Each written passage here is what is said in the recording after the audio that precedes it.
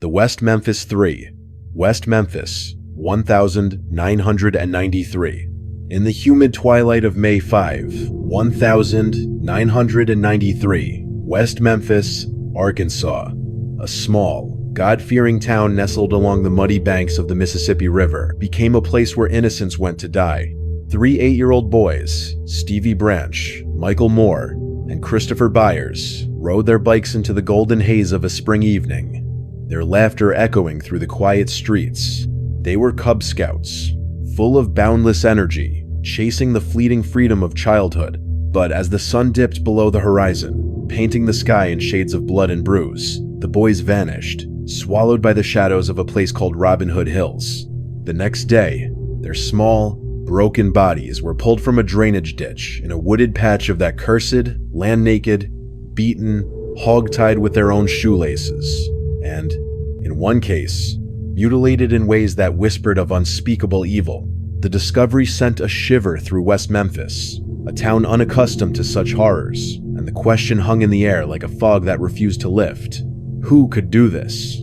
The police, desperate for answers, turned their gaze to 3 teenage outcasts: Damian Eccles, Jason Baldwin, and Jesse Miss Kelly Jr. They were different, marked by their black clothes, heavy metal music, and a fascination with the occult, so the rumors said. In a town gripped by fear and fueled by whispers of Satanism, these boys became the perfect scapegoats. The prosecution spun a tale as dark as the woods where the boys were found, claiming the murders were part of a satanic ritual, a blood-soaked offering to a devil that lived in the hearts of these misfits. Damien, with his long black hair and brooding eyes, was painted as the ringleader, a troubled soul who dabbled in Wicca and read books that made the townsfolk clutch their crosses. Jason, his quiet friend, was guilty by association, his intelligence overshadowed by his loyalty to Damien. And Jesse, with an IQ barely scraping 70, was the weak link, coerced into a confession after hours of relentless interrogation, a confession riddled with inconsistencies, yet enough to damn them all. The trials that followed were a circus of fear and prejudice, played out under the harsh fluorescent lights of a Crittenden County courtroom. The evidence was flimsy, a patchwork of hearsay and hysteria. There was no DNA, no blood, no weapon linking the teens to the crime. Instead, the prosecution leaned on the testimony of a woman named Vicky Hutchison, who claimed she'd seen Damien at a witch's gathering, spinning tales of orgies and dark rituals. Her story crumbled under scrutiny, but not before it fanned the flames of panic. A so-called occult expert, Dale Griffiths, took the stand, proclaiming the murders bore the hallmarks of satanic sacrifice, pointing to the boys' injuries as proof of a devil's work. The jury, swayed by fear and the weight of a grieving community, didn't hesitate. In 1994, Damien was sentenced to death, his life ticking away on Arkansas's death row. Jason and Jesse were handed life sentences, their youth stolen by a system that seemed more interested in closing the case than finding the truth. West Memphis, though, couldn't shake the unease that lingered like a bad dream. The convictions were meant to bring closure, but the town felt haunted, as if the real killer still walked among them, hiding in plain sight. The woods of Robin Hood Hills grew quieter, avoided by children who once played there, as if the trees themselves whispered warnings. The case might have faded into the annals of small-town tragedies, but a documentary, Paradise Lost: The Child Murders at Robin Hood Hills, aired on HBO in 1996, ripping the scab off the wound. Filmmakers Joe Berlinger and Bruce Sinofsky exposed the flaws in the investigation, the mishandled evidence, the coerced confession, the absence of physical proof. The world watched, horrified, as the story of the West Memphis 3 spread, drawing the attention of strangers, celebrities, and activists. Johnny Depp, Eddie Vedder, and Natalie Maines of the Chicks became unlikely champions, their voices amplifying a growing cry. These boys were innocent. As the years crawled by, the case became a lightning rod for debate, splitting those who believed in the teens' guilt from those who saw a miscarriage of justice. The satanic panic of the 1980s, a feverish fear that devil worshippers were infiltrating America's heartland, had cast its long shadow over West Memphis, and the 3 teens were its victims. In 2007, new forensic evidence emerged, a glimmer of hope in the darkness. DNA testing on items from the crime scene: shoelaces, clothing, A hair found no trace of Damien, Jason, or Jesse. Instead, a hair tied into one of the ligatures matched Terry Hobbs, the stepfather of Stevie Branch, a man who'd never been seriously questioned in 1993. Another hair was linked to a friend of Hobbs, David Jacoby, raising questions that chilled the blood. Had the police looked the wrong way all along? The discovery set off a firestorm. Supporters rallied, demanding justice, while the state dug in its heels, refusing to admit a mistake. Books were written. Mara Leverett's Devil's Knot laid bare the case's flaws. More documentaries followed, each peeling back layers of doubt. West Memphis became a synonym for injustice, a place where fear had blinded reason. By 2010, the Arkansas Supreme Court ordered a new hearing, citing the DNA evidence and allegations of juror misconduct. The state, cornered, offered a deal, an Alford plea. On the 19th of August, 2011, after 18 years behind bars, Damien, Jason, and Jesse walked free, allowed to maintain their innocence while acknowledging the prosecution had enough evidence to convict. They were sentenced to time served, with 10-year suspended sentences hanging over their heads like a guillotine. Freedom, though, came with a bitter taste. The West Memphis Three were no longer boys, but men, scarred by nearly 2 decades of incarceration. Damien, once facing lethal injection, moved to New York, his eyes still carrying the weight of death row. Jason, who'd reluctantly taken the plea to save Damien's life, dedicated himself to advocating for the wrongfully convicted. Jesse, haunted by his coerced confession, retreated to a quieter life, his trust in the world shattered. The Alford plea closed the case in the eyes of the law, but it left a gaping wound. No one else has been charged. The real killer or killers remains a phantom, perhaps still walking the streets of West Memphis, their secrets buried in the silt of that drainage ditch. Today, the case lingers like a ghost story told around a campfire, its tendrils reaching into the present. In 2024, the Arkansas Supreme Court ruled that Damien could seek new DNA testing, using advanced MVAC technology to re-examine the ligatures that bound the boys. The decision rekindled hope that the truth might finally surface, that the names of Stevie, Michael, and Christopher might find justice. Yet, the woods of Robin Hood Hills remain silent, their secrets locked in the twisted roots and murky waters.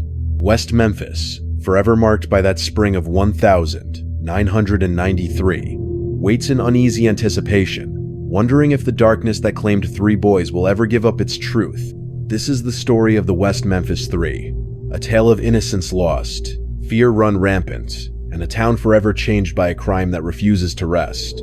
It's a story that grips you by the throat, makes your skin crawl, and leaves you staring into the night, wondering what monsters lurk just beyond the light. And as the fight for exoneration continues, one question burns brighter than ever. If they didn't do it, who did? In the spring of 1993, West Memphis, Arkansas, was a town teetering on the edge of madness, its quiet streets humming with a nervous energy that felt like a storm about to break.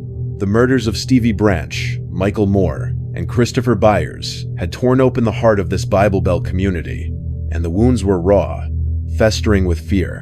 The bodies of those 3 boys, found brutalized in the murky waters of Robin Hood Hills, had done more than shatter families. They'd awakened something primal, something hungry in the souls of the townsfolk.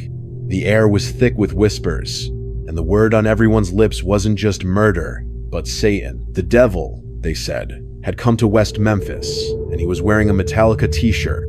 Enter Damien Eccles, Jason Baldwin, and Jesse Miskelly, Jr. 3 teenagers who didn't just walk into the crosshairs of a grieving town but strutted into them, their very existence a provocation. Damien, with his jet black hair cascading over his shoulders and eyes that seemed to hold secrets older than time, was the town's favorite villain. He was a poet, a dreamer, a self-proclaimed Wiccan who read Stephen King novels and scribbled cryptic notes in his journal. To the kids at West Memphis High, he was a curiosity, a magnetic figure who didn't care what the jocks or the preachers thought. To the adults, he was a walking nightmare, a devil worshiper in Doc Martens who probably sacrificed cats under the full mooner, so the rumors went. Jason, his best friend, was quieter, a lanky kid with a shy smile and a knack for fixing cars. He loved heavy metal, too, but his crime was loyalty, sticking by Damien when the town turned its pitchforks their way. And then there was Jesse, sweet, slow-witted Jesse, who lived in a trailer park and tagged along like a lost puppy, his mind a foggy maze that made him easy prey for anyone with a badge and a loud voice. The humor, if you could call it that, was in how quickly West Memphis spun a horror story from nothing but fear and a few cassette tapes. This was the era of the Satanic Panic, a fever dream that had swept America in the 1980s and lingered into the early 90s like a bad hangover. Across the country, daycare workers were accused of ritual abuse. Dungeons & Dragons was branded a gateway to hell, and heavy metal bands like Slayer and Ozzy Osbourne were blamed for everything from teen suicide to livestock mutilation. In West Memphis, that paranoia found its perfect stage. The police didn't have fingerprints, DNA, or a murder weapon, but they had something better, a narrative. And oh, how they leaned into it, with all the fervor of a tent revival preacher chasing a collection plate. It started with whispers in the pews of the First Baptist Church, where mothers clutched their rosaries and swore they'd seen Damien lurking near the woods, his eyes glowing like a cat's in the dark. Then came the stories from kids at school, tales of witch meetings in the abandoned lots behind the Sonic Drive-In, where Damien supposedly chanted in tongues and drank pig's blood. Never mind that no one could name a time or place. These were feelings, not facts, and feelings were enough. The police, led by Chief Inspector Gary Gitchell, a man whose mustache seemed to carry more authority than his badge, pounced on the rumors like wolves on a wounded deer. They didn't need evidence, they needed suspects. And who better than the boys who wore black, listened to music that sounded like a chainsaw, and didn't bow their heads at Sunday service. The investigation was a masterclass in absurdity, a dark comedy that would have been laughable if it weren't so terrifying. Detectives canvassed West Memphis, clutching notebooks and asking questions that sounded like they'd been ripped from a bad horror movie. "Have you seen anyone wearing pentagram necklaces?" they'd ask, as if a piece of jewelry was a smoking gun. One officer interrogated a teenage girl who claimed Damien had bragged about the murders at a party, only to admit later she'd made it up to impress her boyfriend. Another lead came from a kid who swore he'd seen Jason with a Ouija board, as if summoning spirits was a one-way ticket to homicide. The piece de resistance, though, was Vicky Hutchison, a local woman with a penchant for drama and a rap sheet for hot checks. Vicky, sensing her moment in the spotlight, spun a tale so wild it could have been a blockbuster. She claimed she'd attended an Esbat, a witches' gathering with Damien, where cloaked figures danced under the moonlight and plotted unspeakable acts. It was pure fiction, a soap opera script fueled by her desire to dodge her own legal troubles. But the police ate it up like it was gospel. The tension built like a crescendo in one of the thrash metal songs the town so despised. By the 3rd of June, 1993, the police had their sights locked on Jesse Miskelly, the weakest link. Jesse, with his childlike trust and limited grasp of the world, was hauled into the station for a 12-hour interrogation. No lawyer, no parent, just a 17-year-old boy against a room full of men who knew how to break him. They leaned in close, their voices a mix of menace and honey, promising he could go home if he just told them what they wanted to hear. "You know what Damien did, don't you, Jesse?" They coaxed, their words slithering into his mind like smoke. "You were there, weren't you? In the woods?" Jesse, exhausted, confused, and desperate to escape, began to nod, then to speak. His words, a jumbled mess of half-truths and impossibilities. He said he'd seen Damien and Jason in Robin Hood Hills, that they'd hurt the boys, that it was all part of some satanic rite. The details didn't add up, the times were wrong, the locations impossible, but the police didn't care. They had their confession, typed up and ready to go, even if Jesse recanted hours later, sobbing that he'd made it all up. The arrest of the West Memphis Three was like throwing gasoline on a bonfire. The town erupted, a mix of relief and righteous fury. Damien, Jason, and Jesse were paraded before cameras, their faces splashed across the evening news as the embodiment of evil. The Memphis Commercial Appeal ran headlines screaming, "Satanic cult suspected in child murders," while talk radio buzzed with callers swapping stories of devil worship in the Delta.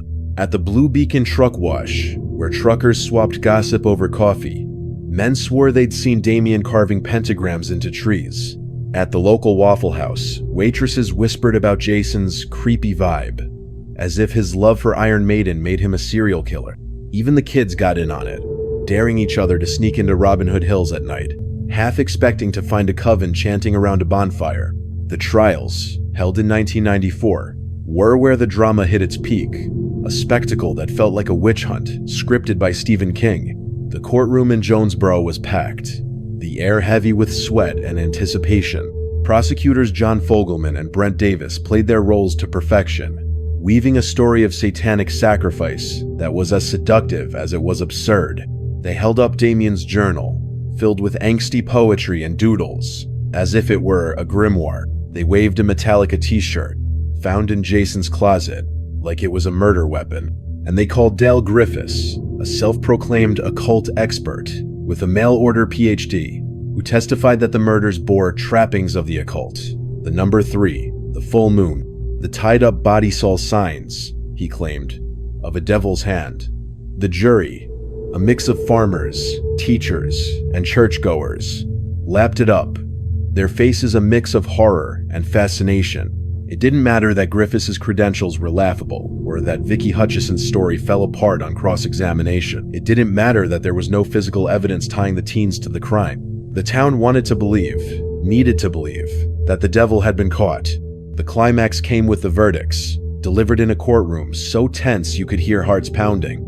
On the 18th of March, 1994, Damien Echols was sentenced to death, his name now synonymous with evil in West Memphis. Jason Baldwin got life without parole, his quiet demeanor no match for the town's bloodlust. Jesse Miskelly, tried separately, was also given life, his coerced confession the nail in his coffin. The gallery erupted in cheers, as if justice had been served. But outside the courthouse, a different sound was Rasinga, murmur of doubt. A few locals, like Ron Lax, a private investigator who'd worked pro bono for the defense, knew the case was rotten. The lack of evidence, the reliance on fear, the way the town had turned on 3 kids who were different didn't sit right. And then came Paradise Lost, the 1996 HBO documentary that cracked the case open like a bone. Filmmakers Joe Berlinger and Bruce Sinofsky showed the world the absurdity of the trials, the flimsiness of the evidence, the way West Memphis had let fear write its story. Suddenly, the humor wasn't just in the town's paranoia, it was in the fact that the truth was starting to slip through the cracks. The resolution, if you could call it that, was bittersweet. The documentary sparked a movement, drawing supporters from across the globe. Celebrities like Johnny Depp and Eddie Vedder lent their voices, turning the West Memphis 3 into a cause celeb. The world began to see the humor for what it was, a tragic farce, a town so seduced by its own fear that it locked away 3 innocent boys. Yet, even as the tide turned, the real killer remained a shadow, a question mark lurking in the woods of Robin Hood Hills.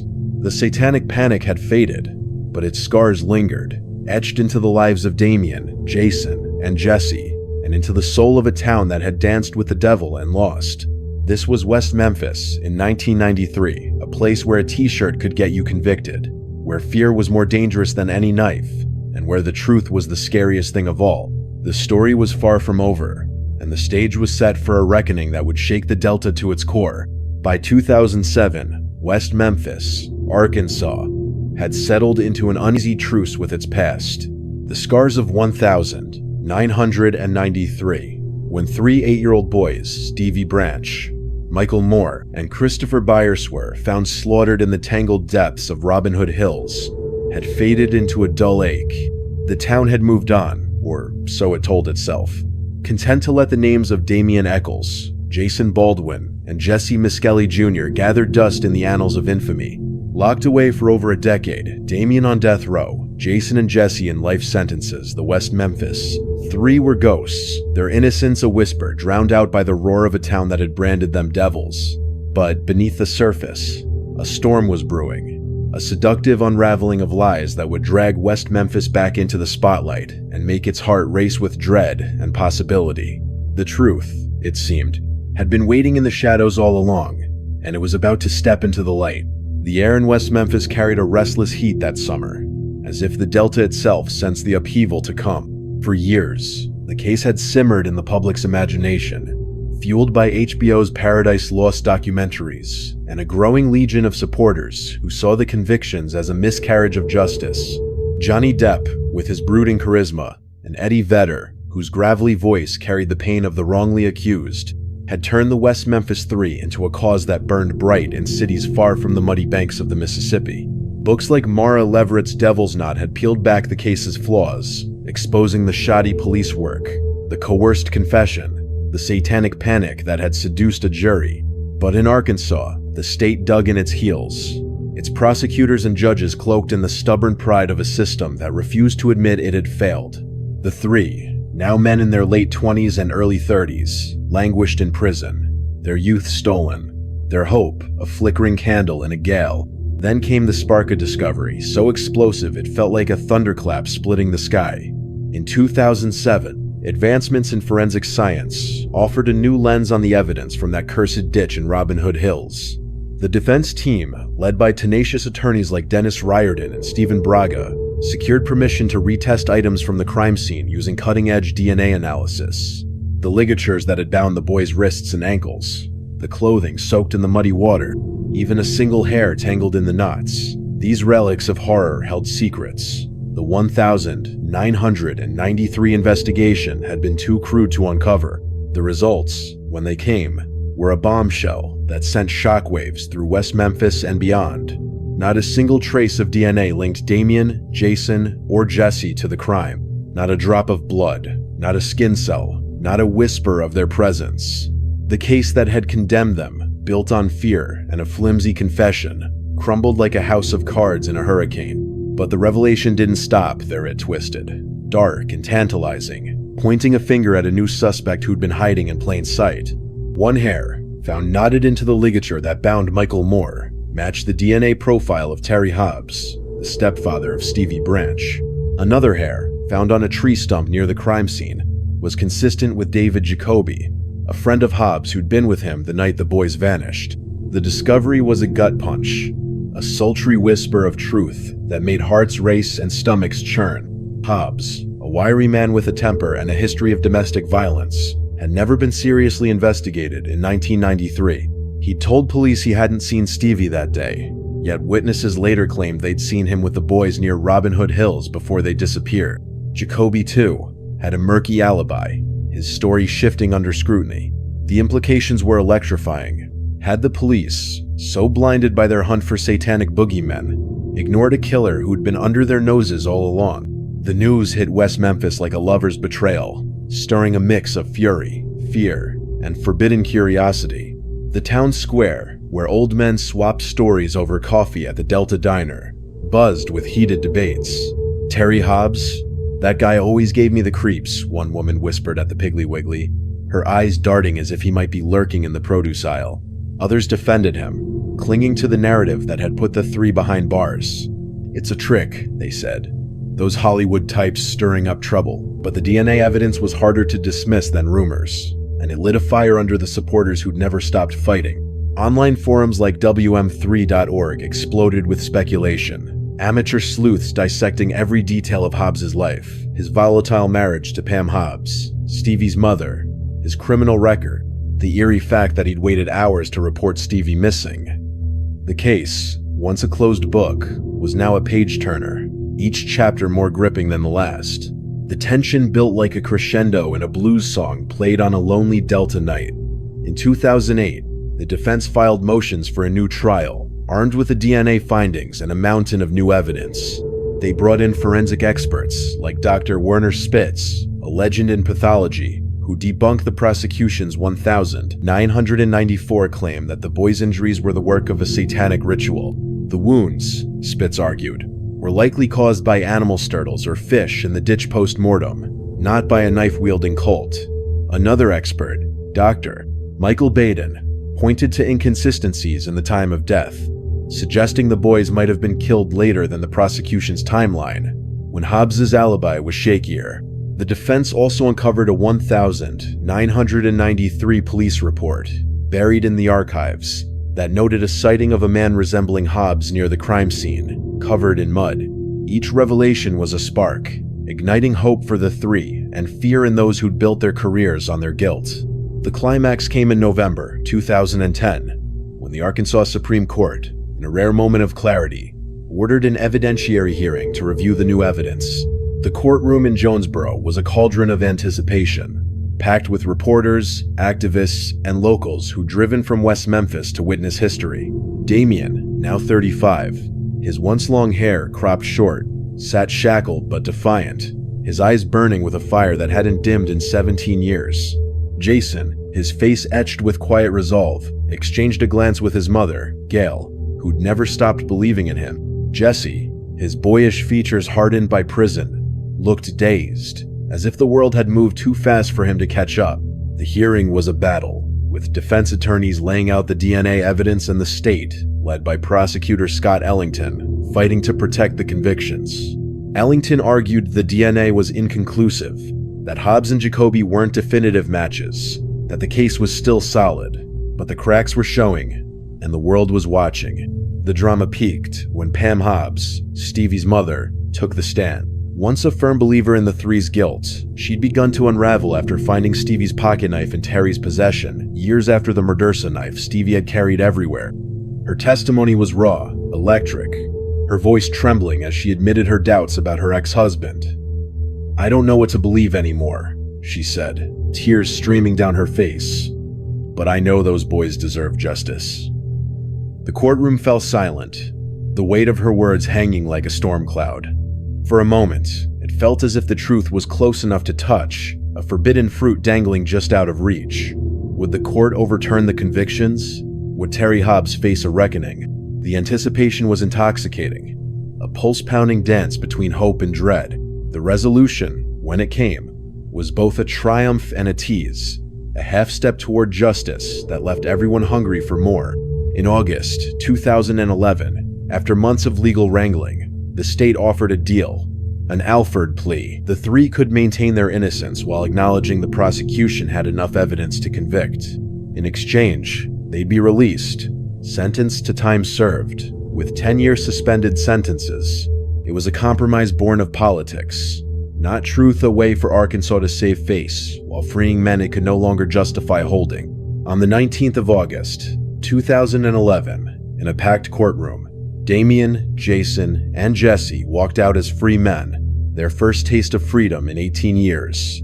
The crowd outside erupted, a mix of cheers and tears, as cameras flashed and supporters chanted their names. Damien, his voice steady but laced with pain, told reporters, "We're not guilty, but we took the deal to live." West Memphis was left reeling, its tidy narrative shattered. The DNA evidence had forced a reckoning, but it hadn't named a killer. Terry Hobbs, never charged, retreated into silence, his name forever tainted by suspicion. The woods of Robin Hood Hills, where the boys had died, seemed to pulse with unanswered questions, their shadows longer now, their silence heavier. The Alford plea closed the case in the eyes of the law, but it opened a wound in the collective psyche. The three were free, but the real murderers remained a phantom, a seductive mystery that refused to be solved. And as the world turned its eyes to West Memphis, one truth burned bright. The fight for justice was far from over, and the Delta was still hiding its secrets. The sun hung low over West Memphis, Arkansas, on the 19th of August, 2011, casting long shadows across the Crittenden County Courthouse as three men stepped into the light they'd been denied for 18 years. Damian Eccles, Jason Baldwin, and Jesse Miskelly Jr., the West Memphis Three, were free, their shackles replaced by the weight of an Alford plea that let them walk but branded them guilty in the eyes of the law. The air was electric, charged with the scent of rain and the raw emotion of a crowd that had gathered to witness history. Supporters wept, their signs proclaiming "Free the WM3," fluttering like flags of a hard-won battle. Reporters swarmed, their cameras flashing like lightning, capturing Damien's pale, defiant face, Jason's quiet resolve, and Jesse's bewildered eyes, still adjusting to a world that had moved on without them. Freedom tasted sweet, but it was laced with a bitter truth.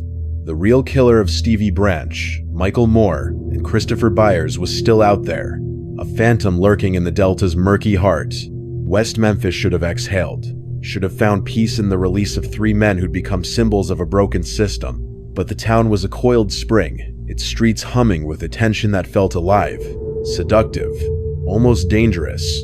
The Alford plea was no absolution, it was a compromise, a legal sleight of hand that let Arkansas save face while dodging the harder question. If they didn't do it, who did?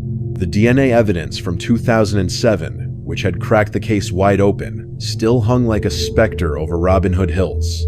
A hair tied into the ligature that bound Michael Moore matched Terry Hobbs, Stevie's stepfather, a man whose shadowed past and shaky alibi had never been fully probed. Another hair, found on a tree stump, pointed to David Jacoby, his friend. The findings had sparked a firestorm, but no charges followed, no interrogations, no reckoning. Hobbs, with his tight-lipped denials, slipped back into the anonymity of West Memphis, while the town whispered his name like a forbidden spell. The aftermath was a kaleidoscope of hope and heartbreak, a drama that played out in the lives of men who were no longer boys. Damien, now 36, his body inked with tattoos that told stories of survival, fled the South for New York City, where he married Laurie Davis, a fierce advocate who'd fallen in love with him through letters to death row. His eyes, once sharp with teenage rebellion, now carried the weight of a man who'd stared down lethal injection. He wrote books, spoke at rallies, his voice a low, hypnotic drawl that captivated audiences with tales of injustice. Yet, even in freedom, he was haunted, waking in the night to the ghosts of Robin Hood Hills, the faces of Stevie, Michael, and Christopher etched into his dreams. Jason, ever the quiet one, stayed closer to home, his soft-spoken demeanor masking a fire to clear his name. He studied law in prison, and now he poured his energy into advocacy, working with groups like the Innocence Project to free others trapped by flawed convictions. Jesse, the most broken of the three, retreated to a trailer park on the edge of West Memphis, his mind still clouded by the coerced confession that had stolen his youth. He shied from the spotlight, his laughter rare, his trust in the world shattered. The town itself was a character in this unfolding saga, its soul split between those who cheered the three's release and those who clung to the old narrative, like a lifeline. At the Delta Diner, where waitresses poured coffee for grizzled farmers, arguments flared over beers. "They're innocent, always were," said one man, slamming his fist on the counter. "No way," countered another. "You don't get convicted for nothing." The woods of Robin Hood Hills, once a playground for kids, had become a place of dread, avoided even by the brave. Teenagers dared each other to sneak past the private property signs at night, half expecting to see glowing eyes or hear the cries of the boys who died there. The drainage ditch, now overgrown with weeds, seemed to pulse with secrets, its murky waters a mirror reflecting West Memphis's guilt and fear. The drama escalated in 2024, when a new chapter in the case sent pulses racing across the globe. On the 17th of April, the Arkansas Supreme Court, in a stunning 4-3 decision, ruled that Damien Echols could seek advanced DNA testing on the ligatures that had bound the boys. The MVAC wet vacuum system, a forensic tool light years beyond 1,990, Three's technology, could extract DNA profiles that might finally name the killerer, exonerate the three once and for all. The ruling was a lightning bolt, reigniting hope in supporters and dread in those who'd built their lives on the convictions. Damien's attorney, Patrick Benka, stood before a sea of microphones, his voice steady but charged with urgency. "This is our chance to find the truth, to give those boys the justice they deserve." The courtroom in Jonesboro buzzed with anticipation as Pam Hobbs, Stevie's mother, watched from the gallery, her face a map of grief and resolve. She'd long since turned on Terry, her ex-husband, haunted by the pocketknife and the questions that gnawed at her soul. The tension built like a fever, each development a twist in a story that refused to end. The MVAC testing, if approved, could take months, maybe years, and the state was already pushing back, arguing the evidence was too degraded, the case too old. Prosecutors, led by a new face, Keith Crestman, hinted at political motives, claiming the defense was chasing headlines, not truth. But the world was watching, and the pressure was unrelenting. Online, the WM3 subreddit exploded with theories. Was Hobbs the key, or was there another player, a drifter, or a local, never considered? Posts on X buzzed with speculation. One user writing, "That ditch holds the answers, but does West Memphis want to know?" Documentaries, podcasts, and true crime blogs kept the case alive, each adding fuel to a fire that burned brighter with every passing day. Even Hollywood couldn't resist, with rumors of a new film in the works, its script promising to peel back layers of the mystery. The climax came not in a courtroom, but in the hearts of those touched by the case, a collective holding of breath as the possibility of answers loomed. For Damien, it was a chance to shed the satanic cult leader label that had clung to him like a curse. For Jason, it was about proving his loyalty to Damien hadn't been in vain. For Jesse, it was a shot at reclaiming a life stolen by a system that preyed on his vulnerability. And for the families of Stevie, Michael, and Christopher, it was a desperate hope that their boys' names might finally rest, their killer named at last.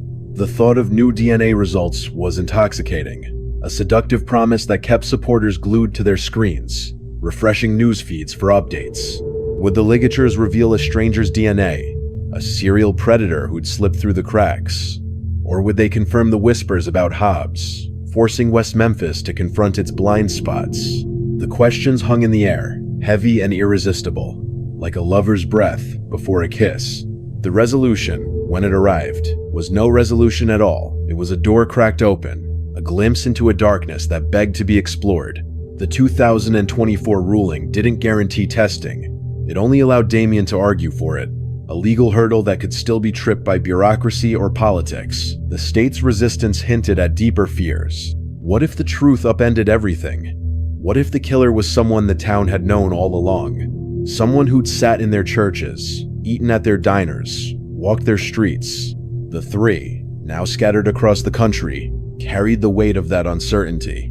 Damien, in a rare interview, his voice low and hypnotic, said, "We're free, but we're not done. Those boys deserve more than this." Jason, speaking at a fundraiser for the wrongfully convicted, added, "The truth is out there, and we're closer than ever." Jesse, in a halting phone call to a supporter, simply said, "I just want it to be over." West Memphis, caught in the glare of the world's eyes, became a stage for a drama without an ending. The woods of Robin Hood Hills, silent but ever watchful, seemed to mock the town's attempts at closure. The ditch, the trees, the very soil they held the answers, but they weren't giving them up easily. The case was a wound that refused to heal, a story that kept rewriting itself. And for those who'd followed it through documentaries, books, or late-night Reddit threads, the open-endedness was maddening, thrilling, a siren's call to keep digging. The West Memphis Three were free, but their fight wasn't over, and the true killer remained a shadow, a question mark that danced just out of reach. This is where the tale pauses, but don't turn away, the next chapter is coming. The MVAC results, the battle for exoneration, the secrets still buried in the Delta's heart, they're all waiting to be uncovered. Follow the trail, subscribe, and dive into the next installment on our channel, where the mystery of West Memphis will pull you deeper into its seductive, chilling embrace.